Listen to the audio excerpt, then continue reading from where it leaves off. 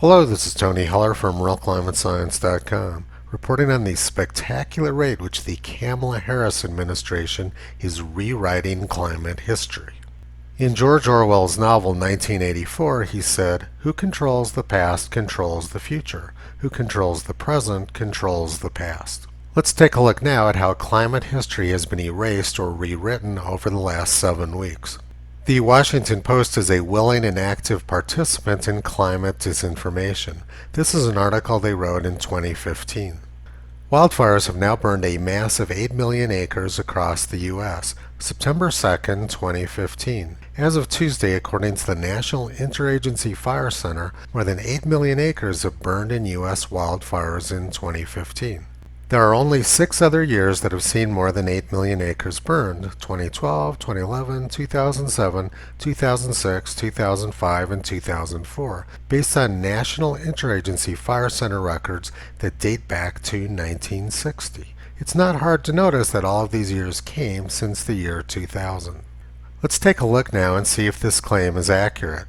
This was the data from the National Interagency Fire Center as of January 29, 2021.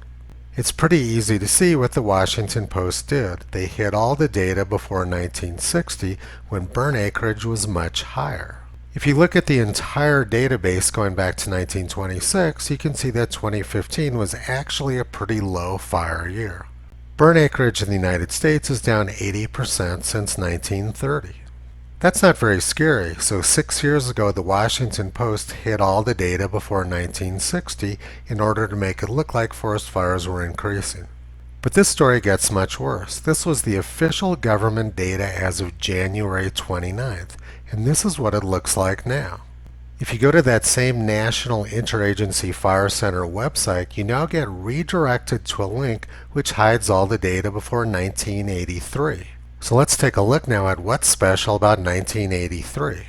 1983 was the lowest burn acreage on record. By hiding all the data prior to 1983, the Kamala Harris administration can expand the y-axis of the graph and make it look like there's an alarming increase in the amount of burn acreage. Over the past 7 weeks, they have erased the pre-1983 data, but unfortunately for them, they missed an important link. This report was written the last time Joe Biden was sleeping in the Oval Office. It was the 2010 United States Forest Service National Report on Sustainable Forests. And in that report, which the Harris administration has not yet deleted, they show the same graph as the one I was just showing you. Burn acreage peaked in 1930 and it bottomed out in 1983. So sometime during the last 7 weeks, the White House has deleted all of this very inconvenient data. Government climate scientists have been wanting to hide the pre-1983 data for a long time. This graph was from the 2018 National Climate Assessment. By deleting the data before 1983, they can make it look like burn acreage is increasing. But if we look at the entire data set, we can see that there's actually been a huge decrease. Let's look at 2 specific years in the data set. One was 1937, when about 22 million acres burned, and the other year was 1936, when more than 40 million acres burned. We're going to look now at what the New York Times had to say about those 2 years. New York Times, October 9, 1938. Forest fires, one every 3 minutes in 1937, burned almost 22 million acres. Washington, October 8. Every 3 minutes on the average during 1937, a forest fire started in the United States, but the year's total of losses was considerably under that of 1936. The Forest Service of the Department of Agriculture reported today that 185,209 forest fires last year burned 21,980,500 acres of timber and caused damage estimated at more than $20 million. The number of fires in 1937 was 18% less than in the previous year, while the burned acreage was only slightly more than half the acreage burned in 1936. So that 1938 New York Times article confirmed in great detail the data shown in the United States Forest Service graph, the data which the White House has deleted in the last 7 weeks.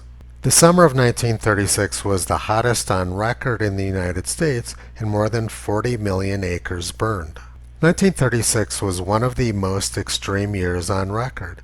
This week in 1936, downtown Pittsburgh was under about 10 feet of water.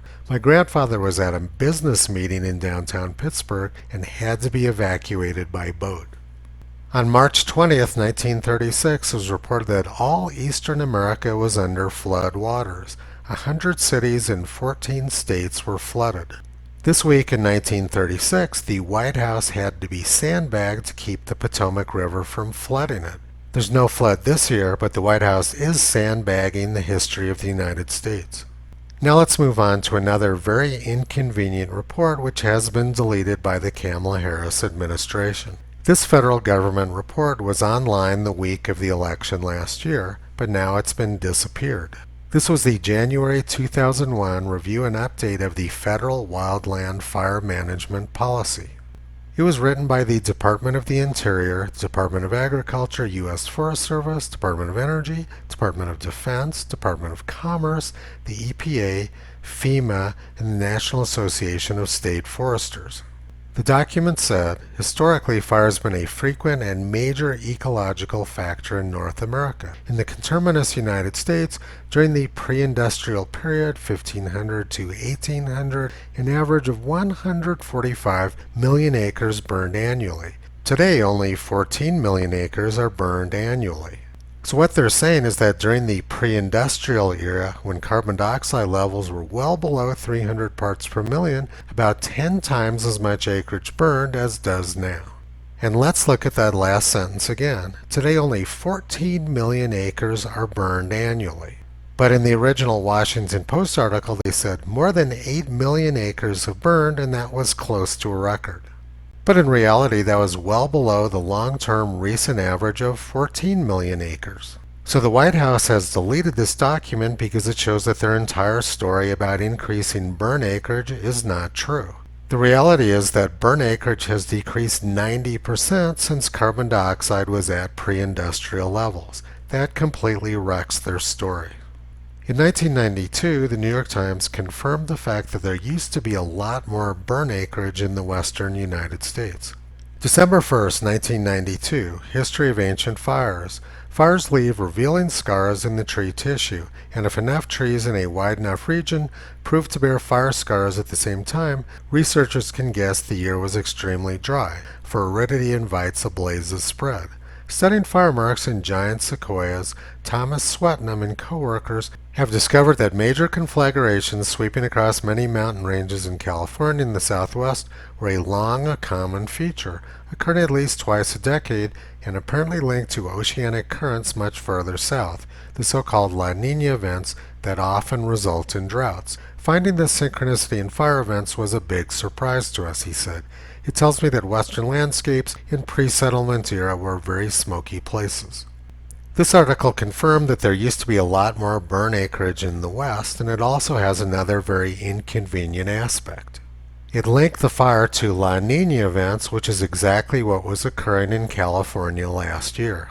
California had a very bad fire year last year due to La Niña, and Governor Newsom said that 90% of the fires were started by humans. New active fires that have come up over the course of the weekend, the El Dorado, getting a lot of attention because it's a reminder that the vast majority of fires that we experience on an annual basis come from individuals making bad decisions or by simple neglect and accident, meaning 90 plus percent of the fires that we experience in the state of California on an annual basis are man-made fires. California was having a La Niña event last year, and 90% of the fires were started by humans. What does that have to do with climate change? Now we're going to look at the largest climate history rewrite which the White House is engaged in. They are working to completely erase both the medieval warm period and the Holocene optimum. At the time of the election, this is how the United States Geologic Survey explained the history of glaciers in Glacier National Park. They said glaciers were present within current Glacier National Park boundaries as early as 7,000 years ago, but may have survived an early Holocene warm period, making them much older. What they're saying is that they're not certain there were any glaciers there prior to 7,000 years ago. Then they go on and say, these modest glaciers varied in size, tracking climatic changes, but did not grow to their Holocene maximum size until the end of the Little Ice Age around AD 1850. While they may not have formed in their entirety during the Little Ice Age, their maximum perimeters can be documented through mapping of lateral and terminal moraines. So what they're saying is that they're not certain there were glaciers in Glacier National Park during the medieval warm period. But sometime since the election, both of these key sentences have disappeared. There's no longer any mention of the Holocene warm period, and no longer any mention of the fact that the glaciers may not have existed during the medieval warm period. The White House is rewriting and deleting climate history at warp speed. They don't have any interest in actual climate science. What they're doing is pushing an agenda. President Trump tried to open up an honest discussion about climate and was viciously attacked by the press and by Democrats who claimed the exact opposite of what was going on. President Trump tried to bring more people into the discussion like Dr. Will Happer and David Legates, but what the press reported was that he was trying to shut the discussion down. The last thing which the press and Democrats want is for the public to hear the truth. The real agenda is that the White House is shutting down the U.S. energy supply even as China builds hundreds of new coal-fired power plants. Since the election, U.S. energy prices have quite predictably skyrocketed. This is crushing the poor and middle class and is the most regressive of all possible taxes.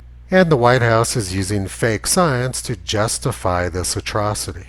The White House is very rapidly deleting all of the historical climate reports which I've been using over the past decade. But so far they've missed this one, and it'll be interesting to see how long before this report disappears as well. Toto's been pulling back the curtain on this obscene and quite predictable government fraud for the past 13 years. You can visit him and Kyrie on the web at realclimatescience.com.